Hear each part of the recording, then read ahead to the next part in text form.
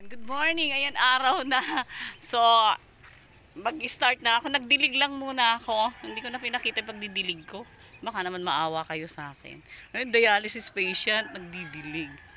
Actually, manual lang ako pero konti lang ang ginagawa ko. Yung balde kalahati lang. Ayan, para ano lang.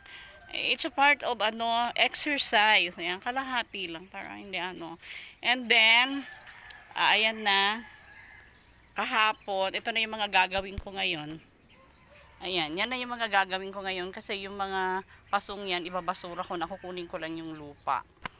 And then, eto, nakikita nyo, ayan na, good morning na yung mga dahon niya. Akala ko talaga, ano na sila, patay na.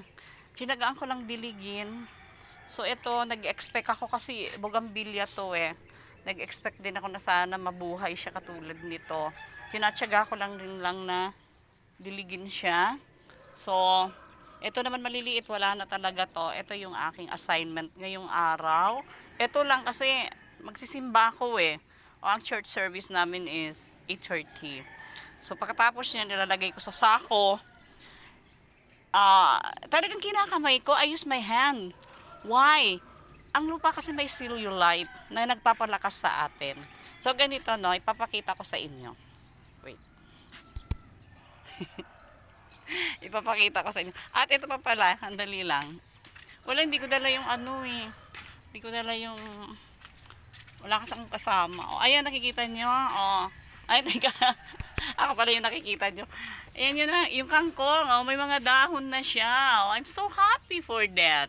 Okay, and then, good news para sa ating pechay. Ayan na yung pechay, So, sobrang init talaga, Maliit pa siya, nag-yellow na siya. Ayan, kaya, ayan. Ano lang pala to 3 days, na siya, siguro mga 1 week, pero pwede na itong i-transplant. Ayan.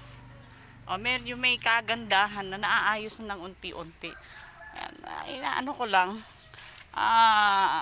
party lang ng routine. Okay? So, ipapakita ko sa inyo. Ayan. Ipapakita ko sa inyo. Dito ko lang muna to. Wait. Ayan.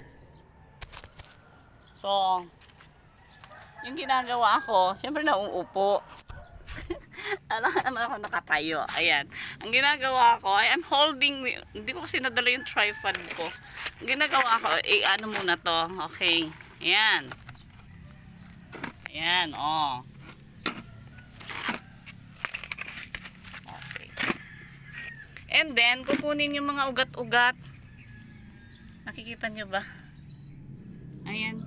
May mga ugat-ugat yan. Ayan, kukunin ngayon yung mga ugat-ugat, isi-separate na doon sa lupa. Ayan. Nakikita nyo? Ay, kinakamay ko talaga yan. Why?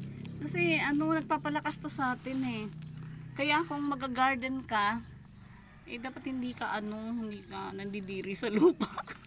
Lupa naman tayo diba? Nakikita nyo ba?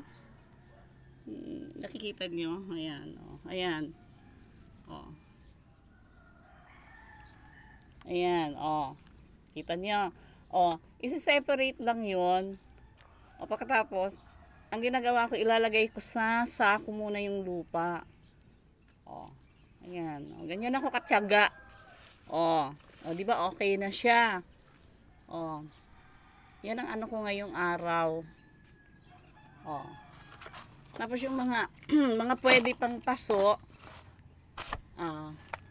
Yung hindi na to pwede. So tapon na yan. Ito pwede pa to. Ayan, pwede pa yan. Dito muna sila. Ito rin pwede pa yan. Pwede pa to. Nakikita nyo ba? Ayan, yan. Pwede pa yan. Okay. Ang hirap. Ang hirap naman nito. Sige. So, yun lang naman ang gagawin ko ngayong umaga. Thank you. At, sinusubaybayan nyo yung aking pagga-gardening. Sandali lang. Ayan. Salamat. Ayan, ipapakita ko sa inyo mamaya yung, tomorrow. This is my 5th day of restoring my garden. Okay? Sige, makikita nyo na lang yan. Kasama ko kayo na unti-unti umaayos, gumaganda yung garden natin. Bye! See you on my next vlog.